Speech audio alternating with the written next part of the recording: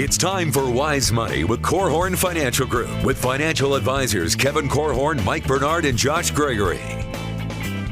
Hello, folks. Welcome to another episode of Wise Money with Korhorn Financial Group, where each and every week we're helping you take your next wise step in your financial life.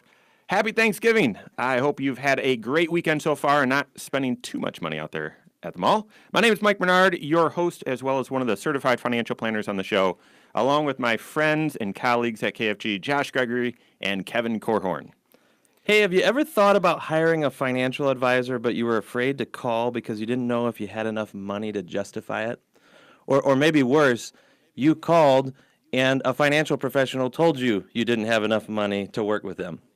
Well, we're going to give you a shot of courage and motivation today as we address this question and others on today's episode of The Wise Money Show. That's right. We're kicking it off with a question from Corey. If you have a question, we want to hear from you. Reach out to us in a few different ways. You can first call or text 574-222-2000.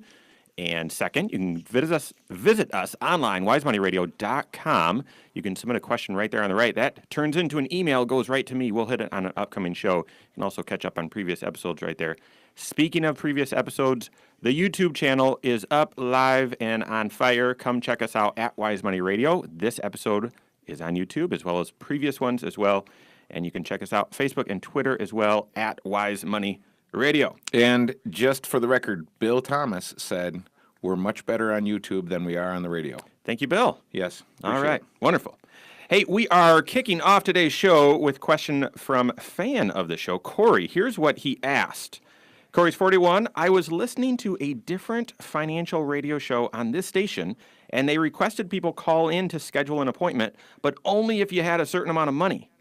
Do you need to have a certain amount of money in order to work with a financial advisor? Corey, that's a great question. And I think there's some definitions that we want to give. Number one, when you think, I want you to think about two things. Number one, I want you to think about radio shows. And then the other thing I want you to think about is financial advisors. And there are different radio shows and there are different types of financial advisors.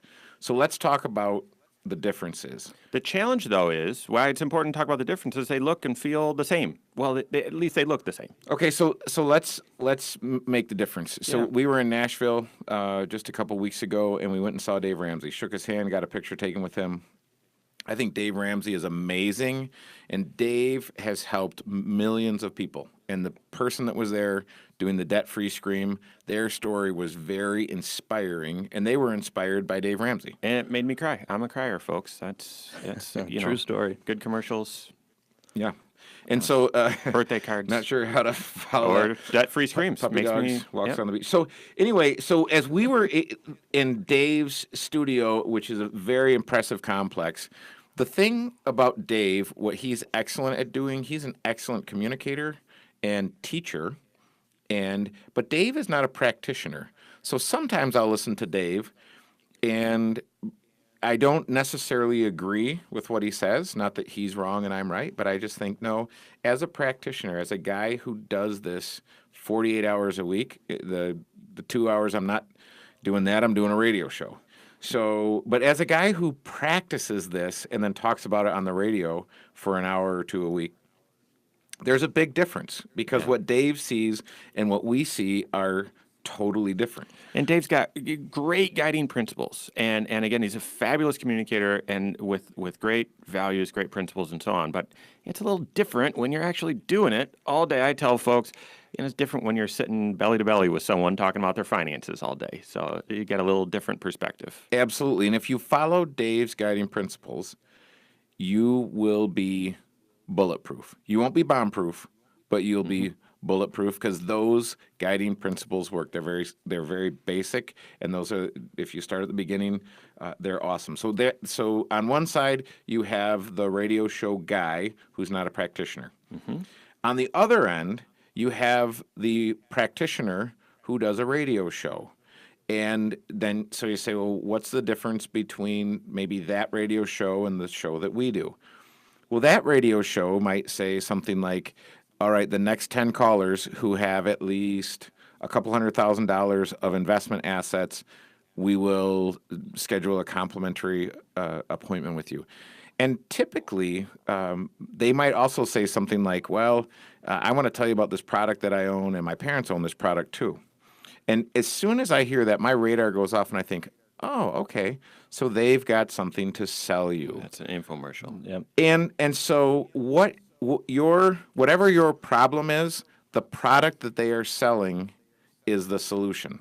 So I talked with a young Bethel student who said, "Hey, I'm going to do an internship with a financial company."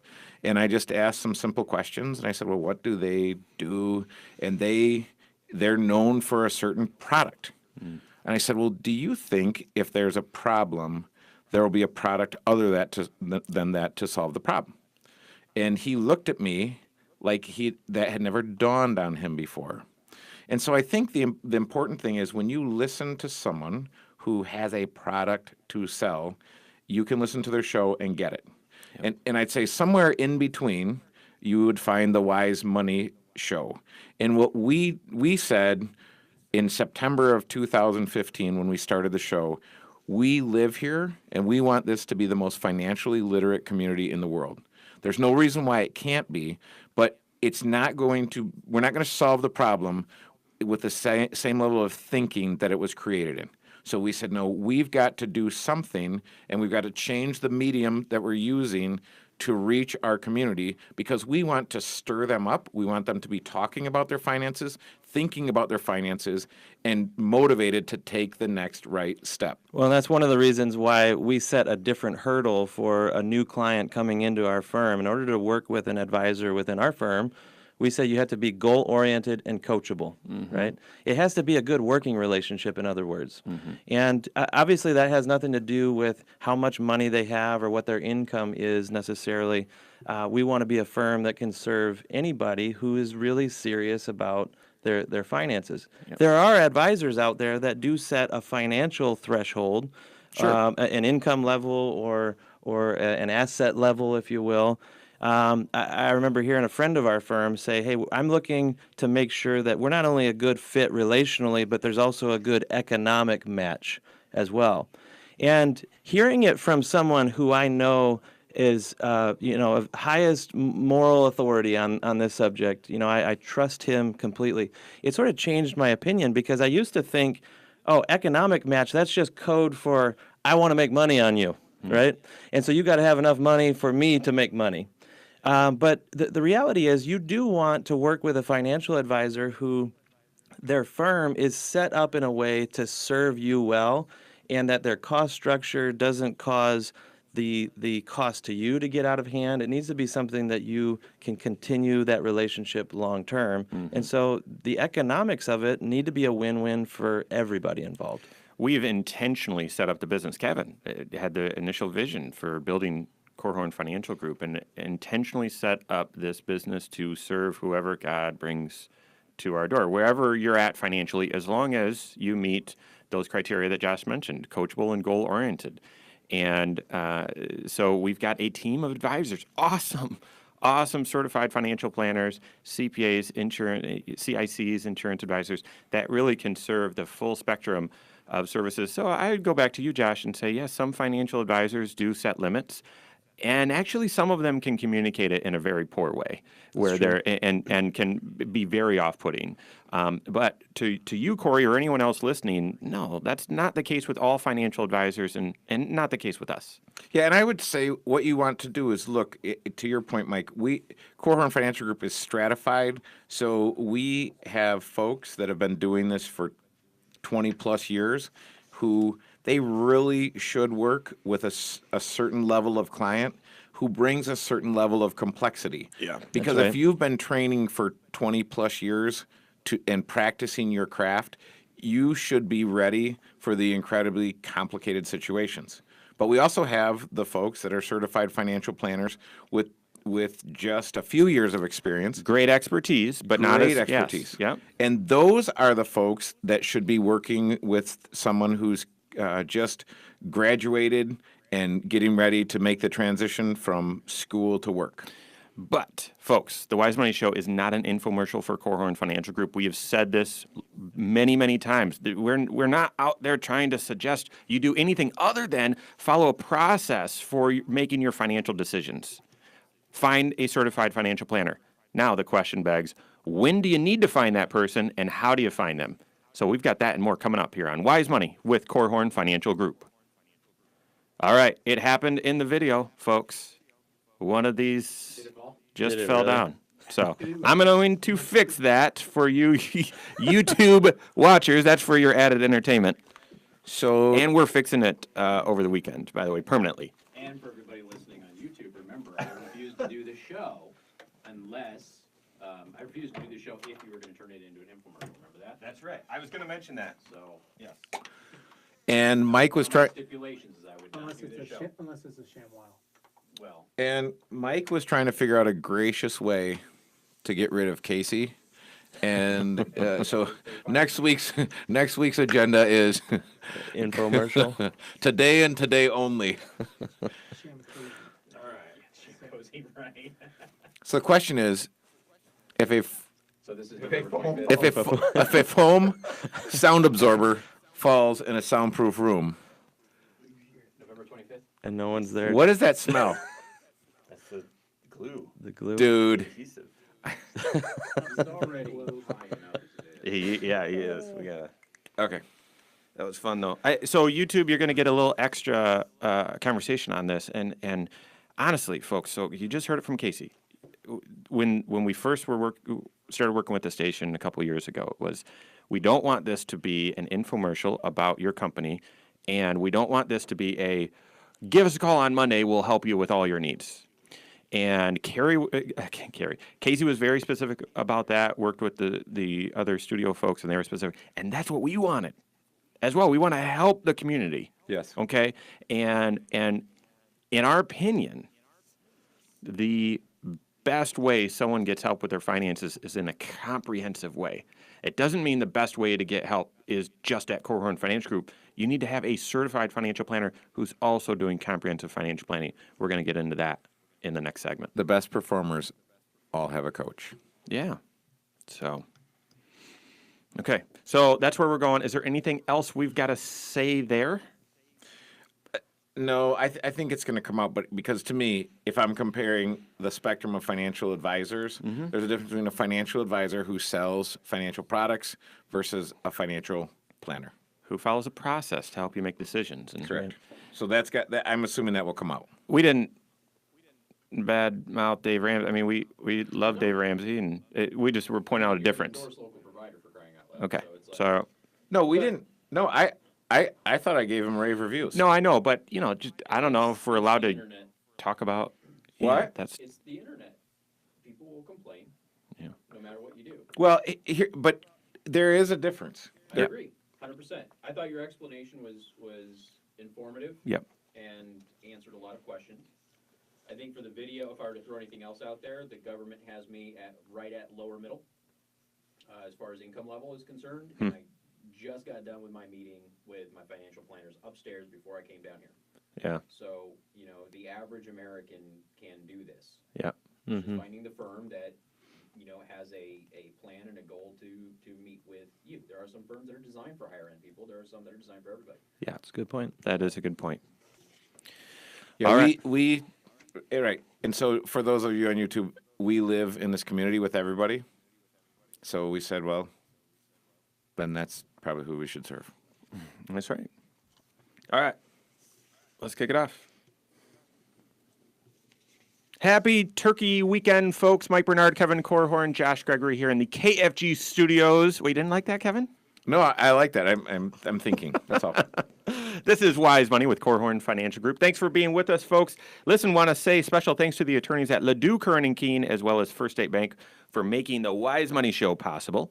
If you have a question, we're tackling a question right now from Corey. If you have one for us, call or text 574-222-2000 or the web page, wisemoneyradio.com. You can submit a question right there on the right. Okay, so Corey wrote in, and here's what he asked. I was listening to a different financial radio show on this station, and they requested that people call in to schedule an appointment, but only if you had a certain amount of money. do you need to have a certain amount of money to work with a financial advisor? And the first few moments of the show, we kicked off by saying, listen, there's a wide spectrum of financial radio shows, some done by great communicators who are not financial advisors. Others on the complete opposite end of the spectrum are product salesmen, and they're just got a show to try and promote their product and sell something, and that's likely what you may have been listening to. And then the Wise Money Show is intended to be very, very different. We're not trying to sell anything, trying to educate you and help you make great financial decisions. And if one thing, give you a context, a platform, a process for making great financial decisions in your life. And so some financial advisors have certain minimums. Others, like Korhorn Financial Group, are designed to help you wherever you're at. So, but it begs the question here, how do you know when you need to find a financial planner? Yeah, that's a good question. What we've often found and often said to clients is that financial planning is really event driven, isn't it? You know, you get to a point in life where you've got some real life decisions to make, and there are financial implications to those. You want to have a smart financial game plan in place, and maybe you're not 100% confident that you have the expertise or the know-how, the skill and the experience to be able to make the best possible decisions. That's when, if you're facing uncertainty, as we say, the response should always be to seek wisdom. That's right. And so, you know, there are some people who they get to a point in life, something external happens, and it gives them a shakeup. Maybe for the first time, they are more focused than ever on their goals or some objective they're trying to accomplish. Other people get to what we refer to as a life transition point. Yeah. Where you know you're moving from one stage of life to another one, and it's a game changer for you. You're facing totally new territory here, new questions that have to be answered. Maybe there's new knowledge that you need to acquire, that sort of thing. And when you get to these life transitions, that's a time also to seek out wisdom. We did an entire Series. it was a series. I was going to say show, but it was, like you said, a whole bunch of shows on this back a year and a half ago. I think we're going to be resurrecting that and bringing it back because it's just so applicable. And we believe, folks, that everyone needs a financial planner. And that is intentionally why we set up Korhorn Financial Group to help people wherever they're at, whatever their circumstance. But like Josh mentioned, oftentimes you will realize, all right, I now have a need when you're facing a life transition or a key financial decision. Just recently, and there's several of these examples, but just recently we had someone call in who was referred to our firm because they're selling a business. And this actually happens all the time, especially with the economy doing okay. We've helped a lot of people with this. And they mentioned that they haven't really had much experience with financial advisors in the past, but now they've got this big event, and then it's going to shake up really every area of their financial life. So they really needed an educator, really needed someone who could help them through the entire process. That's why we believe everyone needs a financial plan, because you need a context for making your financial decisions where you know that it's going to provide synergy in your financial life. Yeah, you think about that person, they spent their entire working career running their business. They knew how to run their business. They obviously did it successfully.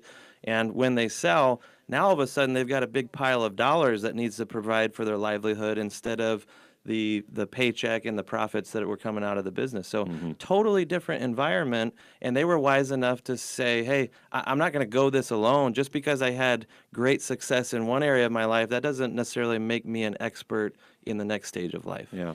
Yeah, a lot of times it is event driven where people, I met with 3 people this week, and in each of those scenarios, there was an inheritance involved. Yeah. And that, it is amazing what kind of complexity that can bring in to someone's financial life, but really what kind of opportunities that can bring. Yeah.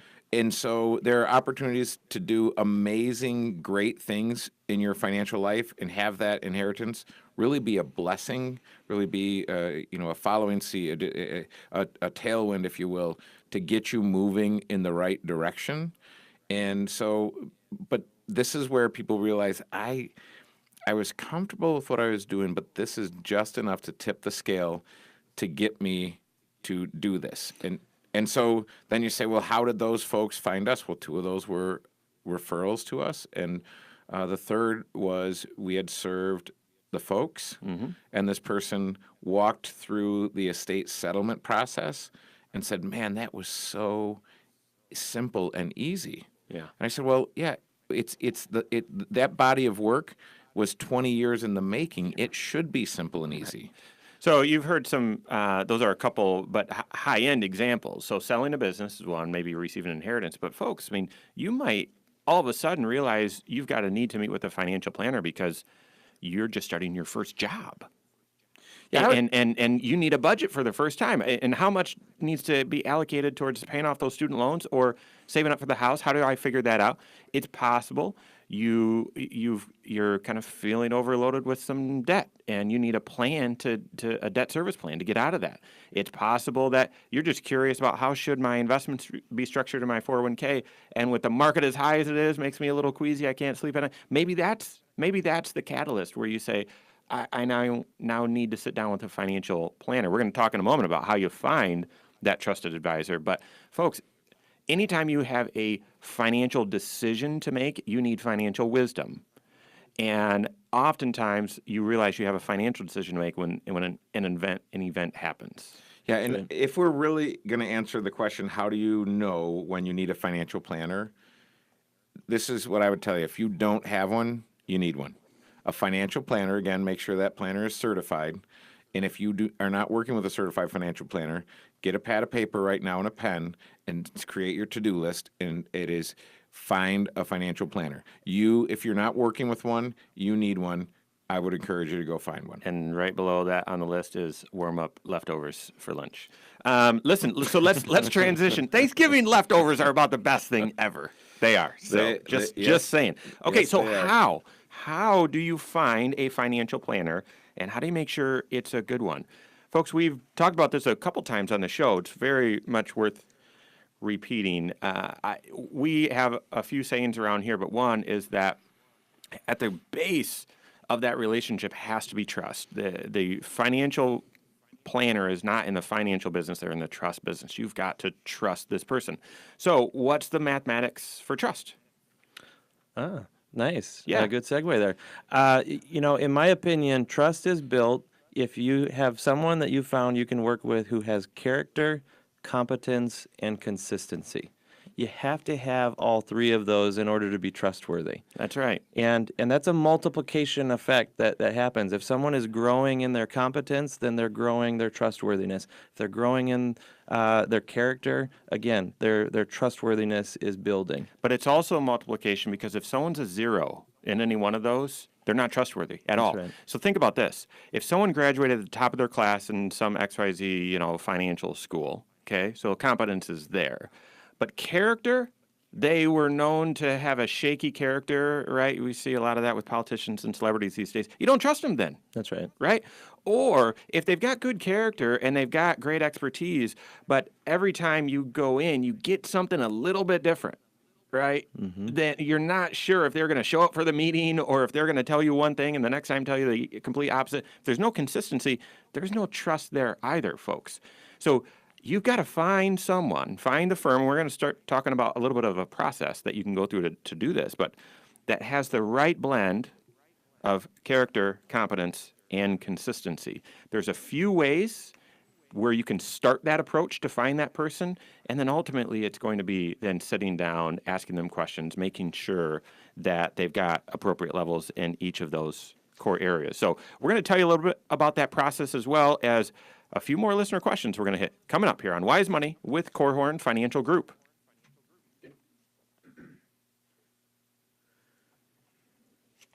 Okay, so are we still... Yeah, I want to talk about CFP.net. I want to talk about the Dave Ramsey, especially since we brought him up. Let's talk about that. We're going to get into questions that people ought to ask when they are interviewing. Yeah, I too, think right? this could be a full segment here. Yeah, Still. at least. So, yeah, that's good. But I wanted to, even though I was looking at the time, I wanted to bring out the mathematics there, and you did great with just taking that from me. Because as we talk about the process that people can go through, I think we point back to this will Right. help you find someone that has the right competence. Character or competence, yeah. Exactly. I like that. Exactly. That's exactly what I started writing down in my notes here. The questions I was going to pose. Oh, that's a character question, Yeah, right? good. That's a competence. So I like how you frame that. That's good. Great. Well, at least you're consistent. Yeah. Okay.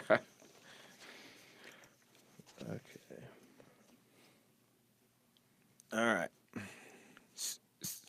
How are we feeling? Ready? Yeah. So we're still hitting that. Yeah, I think it'll take the full segment. If there's an issue where we're kind of trailing off, I'll transition us to the next question and keep rolling. All right. How do you find a qualified, trustworthy, certified financial planner? We've got that answer coming up here, folks. This is Wise Money with Korhorn Financial Group. My name's Mike. I've got Josh and Kevin with me in the KFG studios as always. Thank you to Bethel College Adult and Graduate Studies, as well as Diane Bennett with REMAX 100 for partnering with us on the Wise Money Show to make it possible. Folks, this episode, as always, is on the YouTube channel. Check it out at Wise Money Radio on YouTube. We had a fan of the show reach out and say, hey, I actually like it better on YouTube, so go check it out. In fact, we're hoping to have more of a production value and all that. We got big visions for that stuff, but check it out. And you can also give us a call or send us a text, 574-222-2000, and the website, wisemoneyradio.com, has previous episodes, podcasts as well. You can leave a question there. So Corey reached out and sent us a question, and we're kind of at the tail end of it, but here's what he asked. I was listening to a different financial radio show on the station, and they requested people call in to schedule an appointment, but only if they had a certain amount of money. Is that how all financial advisors works? And we said no. That's not the case. And it can sound a little greasy when someone says that. Some financial advisors, they've got a good reason for it, but other financial planning firms are set up and designed to help people wherever they're at. And that's how we've intentionally set up Korhorn Financial Group. But we then moved on from that question, Corey, and kind of behind that question is, all right, then when do you know you need one? Address that. And then how do you find one? And we said finding the right financial advisor, it's someone that has the right blend of character, competence, and consistency. So what's the process you go through to find that person? I personally think the best way to find a financial advisor or anyone that you're going to be trusting is to ask. Ask around. The people that you trust, you can borrow the trust that they have built up with their financial advisor. Just like, Kevin, I've asked you for a referral to a good mechanic. Someone you've got to be able to trust, right? Well, Kevin trusts his guy, so that's who I want to go to. Or someone who's a great contractor or a great attorney or a good doctor. I ask around to the people whose opinions matter to me, and I think that's a great way to find the financial advisor that you should be trusting as well. That's where I would start. But you've got to distinguish between, is that person actually doing comprehensive financial planning? Because you could be referred to someone who's done a great job perceivably and who's very nice and likable, relational, and so on. But if they could be just a product salesman. And we would argue you need a process, a financial planning process, to walk through all areas of your financial life. So yes, start with asking for referrals, but know what you're looking for. That's right. I mean, to me, the referral gets you in the room with someone that you begin interviewing to see if it's a good fit for you. Yeah. Just because your neighbor has a great fit with a financial advisor doesn't mean that your personality is going to line up just right. That's right. So, as you say, it's the start of the process. And I would think along the lines of financial planner, because when you think, there are two words. Just think two words as you're starting your search: product or process. So if you sit down with someone and in the first half hour or hour and a half, if they're talking about products, you're in the wrong place. Yeah. They or should 2 or 3 hours in my case. They right? should be. Yeah. Those of folks on Yes. YouTube saw me smirk there. Yeah. Josh is long-winded. So this is the thing, and I was meeting with the guy yesterday, and he said, "Well, listen, he's coming to some money, and he was talking about how we can help him, and he sees. And my simple question to him was, "How can we help you?" And he's like, "Well, I need an investment strategy." And I said, "Well, you know what? I would disagree without knowing a whole lot about your situation." And as it came out, he didn't need help with his investment strategy. Yes, he needs a good investment strategy, but that's not the help he needs. He needs help with behavioral finance because it's very quickly people are separated from their money, not because of bad investment strategies, although that does and can happen. Yeah. But most of the time, they're separated from their money because of bad habits and bad advice, and they're not willing to allow someone in their life to coach them. Because you have there has to be a certain level of humility to submit to professional advice. Yeah. So, but also you're not going to have that unless there's trust again. So going back, you've got to find someone you trust. How do you find someone that you trust? They've got to have character, competence, and consistency. If you don't have a referral from a friend who you trust that can kick off the interviewing process, I'd recommend starting at CFP.net. That's the CFP board's website, where there's a spot where you can find a financial professional and type in your zip code, all that. That will at least get you started, because listening to the Wise Money Show, you've got to be working with a certified financial planner. All right. But it also doesn't mean every certified financial planner actually does financial planning. They may have just gone through the rigor to get that designation, but they're actually doing something That's different. right. So, and that's exactly why when you're in the room interviewing a potential financial planner, in my opinion, the most important question that you should ask is, do you take a comprehensive approach to financial planning? Yep. Right? As a listener to this show, you know that comprehensive financial planning is what we are all about. We preach it every weekend. And you've heard us say before that you don't just need a tax plan from your CPA or a good insurance package from your agent. You don't need to just go find a broker to help you build a financial or an investment game plan. It's not a totally separate conversation with an attorney. You need someone who can help pull all of these seemingly separate and distinct lenses, get them in line with each other into one alignment, one focus. Around here, we call it one plan. Yep. Right? Not a half a dozen different game plans with different professionals. Someone who can help bring it all together for you. And one of the questions that you should ask is, how do you get paid? Yep. Yeah. And if part of the answer isn't, well, I get paid because I create a financial plan for you and I get paid for doing that. If that's not somewhere in the answer, you just know you're in the wrong place. Well, because because you're not meeting by candlelight, and even if you were, those candles would cost money. But you've got electricity, you've got heat, you've got a building that you're meeting. So they're going to make money some way, right? And you need to know, it needs to be transparent, and they need to be upfront. You need to know that, and I would also ask questions like, what does the first year's experience look like? And specific questions to your situation. Ask, how have you approached this in the past? Just again to confirm both competence, but also consistency as well. So this is what I'm going through. How have you dealt with these sorts of circumstances in the past? So let me give you a question to tease out the character piece too. Yeah. I think it's important that the financial planning process should be focused on you and your goals, your values, your priorities, and not the ones that are projected upon you by the financial professional.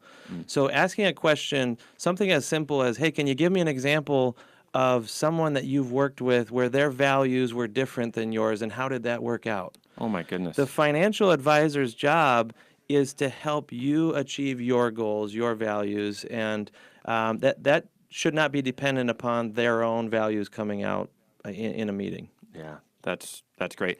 Another avenue to search on the character piece is potentially checking out a couple of different advisor networks. One of them would be Dave Ramsey. Is Dave Ramsey endorsed local provider, or Smart Vestor Pros is what they're called now. We're connected with Dave Ramsey. We've already brought him up in the show. But, Dave has a certain values that he preaches from the radio show, and the ELPs or Smart Vestors should, in theory, have similar values to that. Also, Kingdom Advisors is another one. It's another financial advisor network where you've got folks that have a certain values base that are part of that network and go through the training and whatnot. So possibly find, if you're looking for competence, you want to find someone that does have similar values to you, and you might find them in one of those network sources. So great question, Carrie. We've got a question here, and you might be thinking this as well, from Don, and it's, how do I know if I'm going to have enough income in retirement? So we're taking it from how do you find a financial advisor to the other end of the spectrum. I'm ready to retire. How do I structure my income and make sure it's enough? So that and more coming up here on Wise Money with Korhorn Financial Group. Good stuff. So, do you want me to explain the WISE paycheck replacement process? I can handle that. I don't have to. I think I'm probably... We could spend so the question here is about retirement income. We need to touch on that. Do we have one more?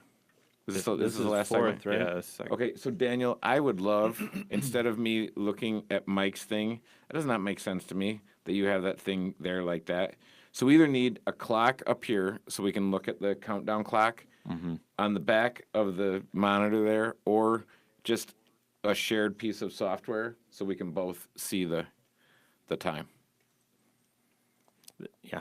Challenge with that is if you don't have your device or if you're doing research or something, but I would prefer having something up Dude, there. who would show up here without a device? On the opposite end, some people show up with a device and they're... I have 3, actually. Are you serious? All right. People actually work on their typing skills? During the show. Amazing. Okay. So we'll pick it back up here with Don. I'm assuming that might take... I would love to hit Sarah's question too, but I'm assuming that Don's might take... Because that can lead right into the process for retirement. And how do you know if you're even ready to retire? So... All right. We good? Mike Bernard, Kevin Korhorn, Josh Gregory coming to you from the KFG studios. This is Wise Money with Korhorn Financial Group. And I hope you've had a wonderful Thanksgiving weekend. We're so glad that you're with us today. If you have a question, reach out to us, 574-222-2000, wisemoneyradio.com, or YouTube, Facebook, and Twitter at Wise Money Radio. If you've missed anything, I tell you all the time, remind you, YouTube channel is up and running. It's also on podcast. Had someone I was ran into the other day, said, I got to show you something, pulled out her phone and said, I listen to this when I'm working out, and it was the Wise Money Show. Wouldn't that be funny if I said it was something else? I'm not very funny. So I have a lot of people listen on podcasts. You can catch all the previous episodes. See, it was funny. Kevin Korhorn. Right there on the website as well, wisemoneyradio.com. We've been addressing a question from Corey about, hey, do you have to have a certain amount of money to work with a financial advisor? We said, no, you shouldn't have to, and we walked through the process of finding one. Now, coming up, we've got a question from Don. Here's what he asked. I'm concerned about if I'll have enough income in retirement or how I should structure my savings to provide income in retirement. I feel like my wife and I have done a good job saving up for retirement, but not exactly sure how to turn that into income that we can live on. Don, that is a fabulous question. I'm assuming this is probably the number one concern of folks as they're approaching and getting close to retirement. How do I do this? Well, especially, I'm assuming, Don, that maybe you watched your parents retire, and the approach that they took back then would be different than what you would see today. It used to be that, you work on growing some assets and taking some risk until you get to retirement, and then you shift things over into income-producing investments like bonds or CDs. That were paying 8% or 6%, and you could get a great income off of that. Exactly. That was a totally different interest rate environment, different economic environment back then. And so that prevailing thinking for an entire generation or so, unfortunately, doesn't work anymore. And what a lot of people have turned to is, well, in retirement, I'm still going to need to have a very diversified portfolio. I need to have stocks and bonds, different types of mutual funds and everything. And then I'm just going to try to draw off of that account. Basically, they're talking about taking distributions out of the nest egg as opposed to income off of the nest egg. It's a subtle difference, but it's one of the reasons why a lot of the academic brainiacs out there, professors and whatnot, have done research and they've been testing, well, what's a safe amount to distribute or withdraw out of your portfolio? And the early indications was, oh, you take 4%. That'd be kind of a nice rule of thumb. That came out in what, the 90s, I think, or Yeah. or maybe almost 20 years ago. That's right. Also, when interest rates were higher than they are right now. Exactly. And so even that number or that methodology is being amended downward. 4% might be too much, too Yeah. early in retirement. Yeah, that's right. Yeah, and I think there are a couple of things, Don, thanks for the question. There are a couple of things that I would look at maximizing. First of all, I would maximize control over my expenses. The skill of budgeting and knowing exactly what your expense structure is going to look like in retirement. And I would try to simplify it. I would try and get your expense structure so incredibly simple in retirement that even a caveman could do it. I mean, you just want it so that it's happening on autopilot, and there's not a lot of thought that goes into what's the income on a monthly basis, what's the outflow on a monthly basis, and then it'll be very easy to manage how much do I need gross to be able to do my retirement plan. And to solve that, then, I completely agree, Kevin. And you want to have that, number one, simple, number two, clear. The people that I've seen get into retirement and get a little backwards and have some trouble is they weren't clear how much they needed each month to live on.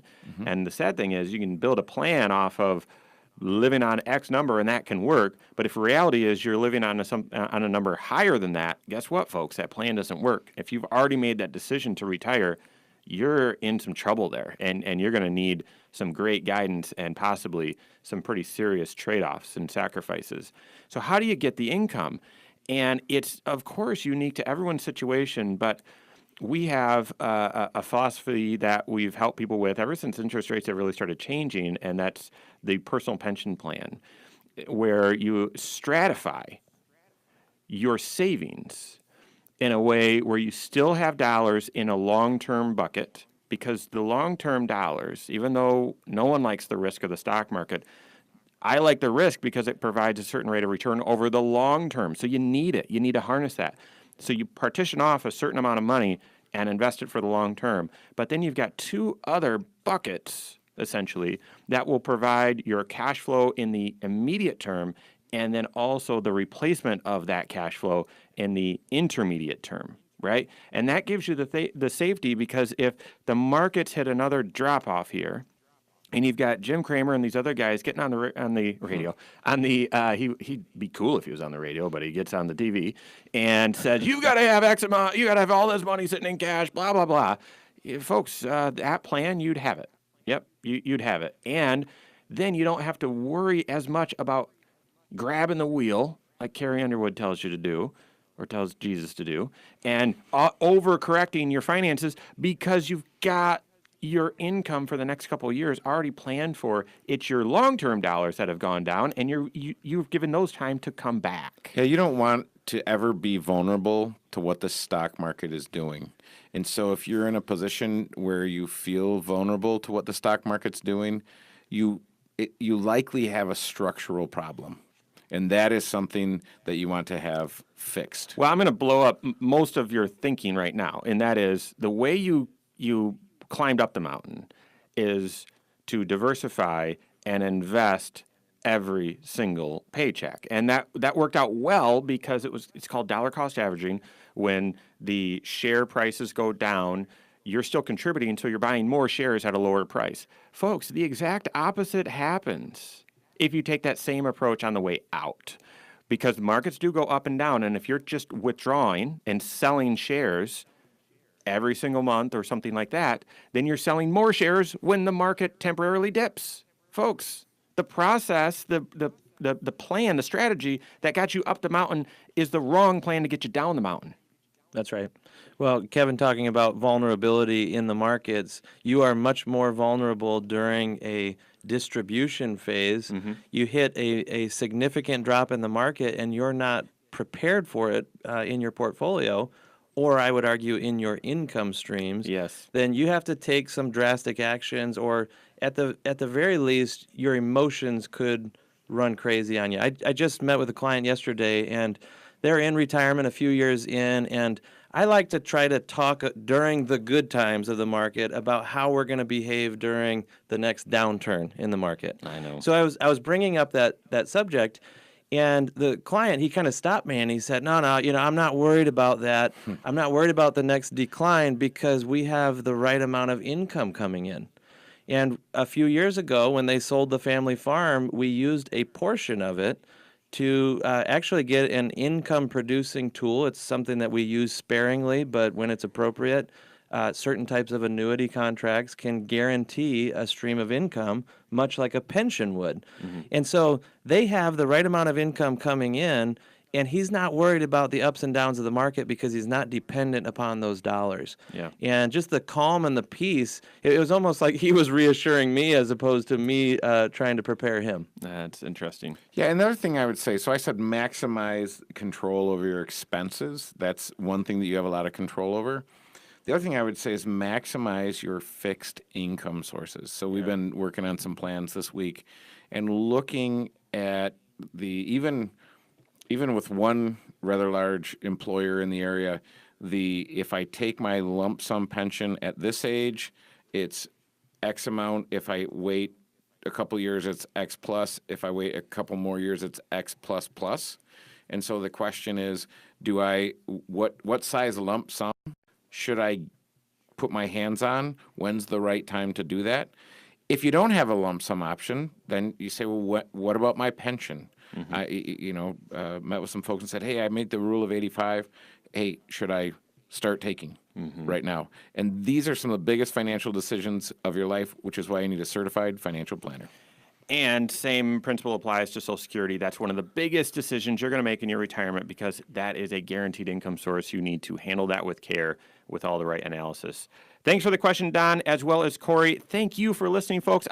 We hope you've had a wonderful Thanksgiving and there's something in your finances that you're thankful for. On behalf of Josh, Gregory, Kevin Korhorn, and myself, and all of us at KFG, have a great weekend. We'll see you next Saturday for Wise Money with Korhorn Financial Group. Securities offered through Silver Oak Securities, member FINRA/SIPC. Advisory services offered through KFG Wealth Management, LLC. Doing business as Korhorn Financial Group. KFG Wealth Management, LLC and Silver Oak Securities Incorporated companies are unaffiliated.